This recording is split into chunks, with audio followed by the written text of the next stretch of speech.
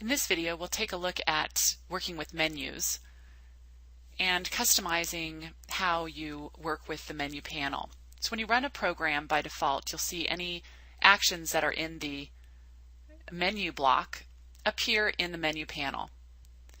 And any actions outside of the menu block will appear in the action panel, as you could see on the OK and Cancel button there.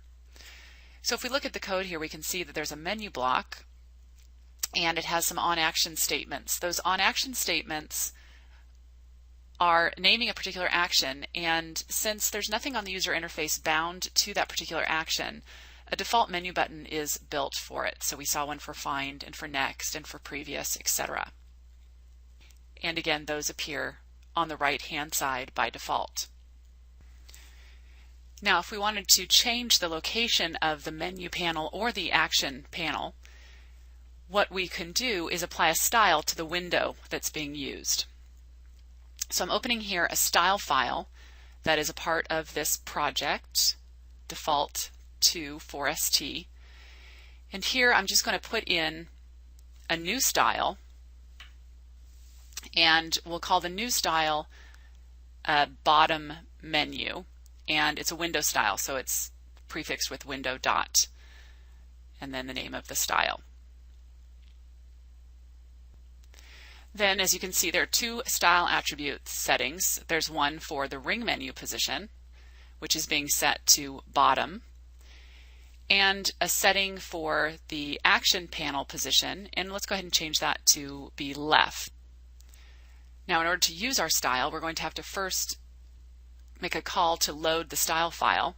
You can see we're in our code, we are making a call to UI interface load styles and loading our style file.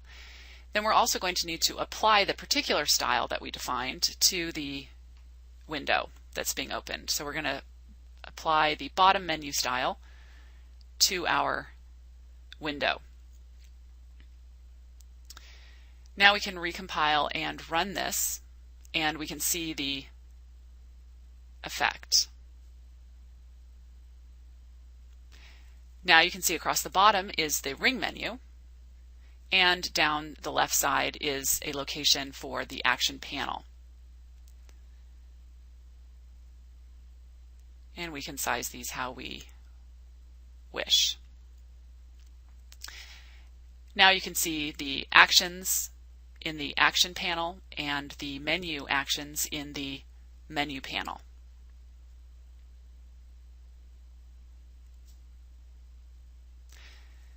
Now we can further customize this by relocating the action view from the default menu or action panel into a toolbar. So I've opened the form here, and now I'm just adding a toolbar.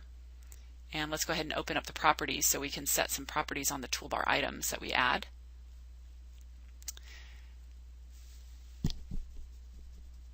So we have a toolbar defined. Now we're going to add some toolbar items.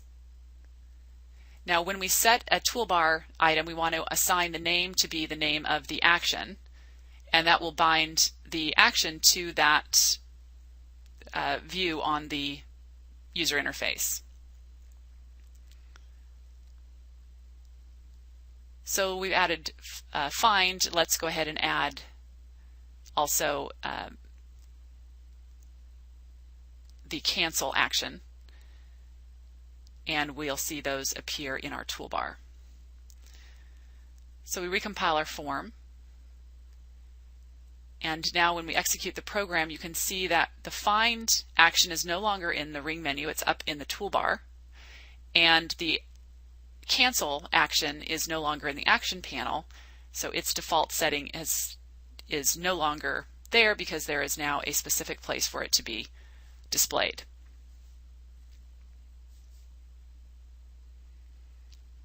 Now I've gone ahead and added the rest of the actions, and you can move them around as you wish, but I've added all of the actions from our menu block as well as the OK and Cancel, which are accept and cancel actions.